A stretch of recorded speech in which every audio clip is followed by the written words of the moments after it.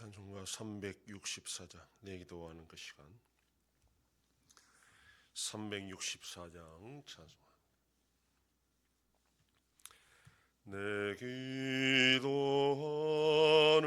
그 시간 그때가 가장 즐겁다 이 세상 근심 걱정에 얽매인 나를 부르사 내 진정 소원 주 앞에 난 낯이 바로 아뢰오 큰 불행 당해 슬플 때 나 위로받게 하시네 내 기도하는 그 시간 내게는 가장 귀하다 저 광야 같은 세상을 끝없이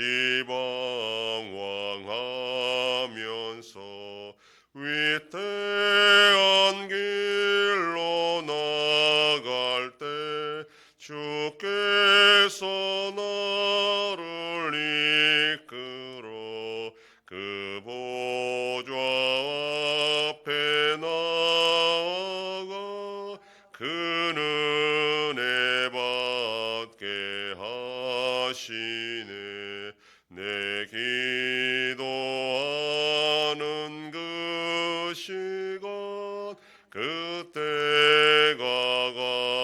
가장 즐겁다 이때껏 지은 큰 죄로 내 마음 심히 아파도 참 마음으로 뉘우쳐 다 숨김없이 아뢰면 주 나를 위해 복 주사 새 은혜 부어 주시네 내 기도하는 그 시간 그때가 가장 즐겁다 주 세상에서 일찍이 저 요란한 곳 피하여 빈들에서나 산에서 온 밤을 세워 지내사 주 예수 친히 기도로 큰 본을 보여주셨네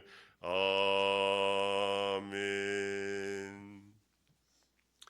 전능하사 천지를 만드신 하나님 아버지를 내가 믿사오며 그 외아들 우리 주 예수 그리스도를 믿사오니 이는 성령으로 잉태하사 동정녀 마리아에게 나시고 본디오 빌라도에게 고난을 받으사 십자가에 못 박혀 죽으시고 장사한 지 사흘 만에 죽은 자 가운데서 다시 살아나시며 하늘에 오르사 전능하신 하나님 우편에 앉아 계시다가 저리로서 산자와 죽은 자를 심판하러 오시리라 성령을 믿사오며 거룩한 공예와 성도가 서로 교통하는 것과 죄를 사하여 주시는 것과 몸이 다시 사는 것과 영원히 사는 것을 믿사옵나이다. 아멘.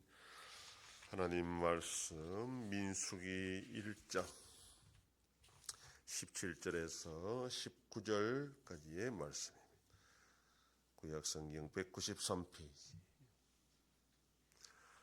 민수기 1장 17절로 19절 말씀 다 같이 봉독합니다. 모세와 아론이 지명된 이 사람들을 데리고 둘째 달 첫째 날에 온 회중을 모으니 그들이 각 종족과 조상의 가문에 따라 20세 이상인 남자의 이름을 자기 계통별로 신고하며 여호와께서 모세에게 명령하신 대로 그가 시내 광야에서 그들을 계수하였더라. 아멘.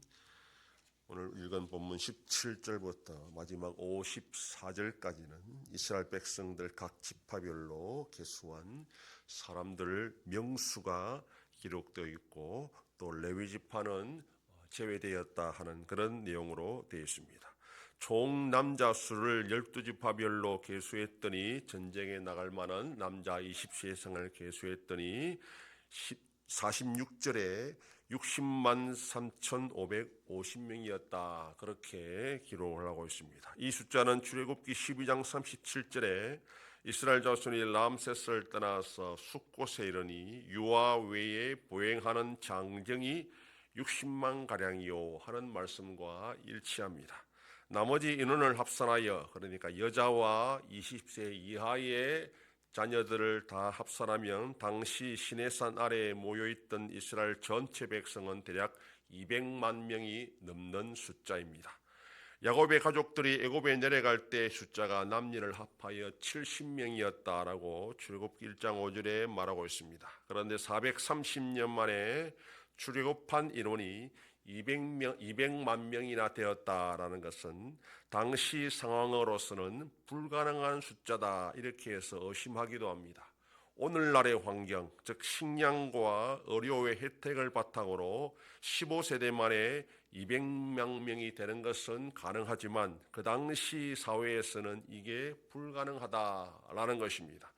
그러나 성경은 출애굽기 1장 7절에 이스라엘 자손은 생육하고 불어나 번성하고 매우 강하여 온 땅에 가득하게 되었더라. 이렇게 하나님의 은혜로 이스라엘 백성들은 애굽에서 노예의 삶을 힘들게 살았어도 계속 번성하여 200만 명이 되는 숫자가 되는 것은 결코 불가능한 일은 아니다라는 것을 우리가 알 수 있습니다. 그런데 47절에서는 이 숫자에 레위 지파는 제외한다 이렇게 말합니다. 왜냐하면 레위 지파는 성막의 일을 하기 위한 것이라고 합니다. 성막의 일이란 것은 제사장이 제사와 관련된 업무만 있는 것이 아니라 성막을 유지 보수하는 그런 일, 성막을 철거하고 운반하고 다시 설치하는 그런 일에 많은 인원이 필요하기 때문에 레위 지파 사람들은 제외한 것입니다. 51절에 외인이 가까이 오면 죽이라 이렇게 말합니다. 즉 이 레위 지파는 성막을 유지 보수하는 일뿐 아니라 성막을 경계하는 그런 일도 감당했다라는 것입니다. 여기에서 외인이란 레위 지파를 제외한 나머지 이스라엘 백성 전체를 가리킵니다.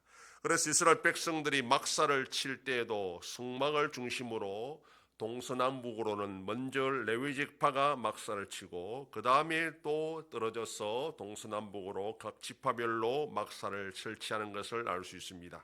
이렇게 하는 것은 레위 지파가 아닌 일반 지파 백성들이 성막에 함부로 접근하여 하나님의 진노를 받는 것을 방지하기 위한 목적입니다.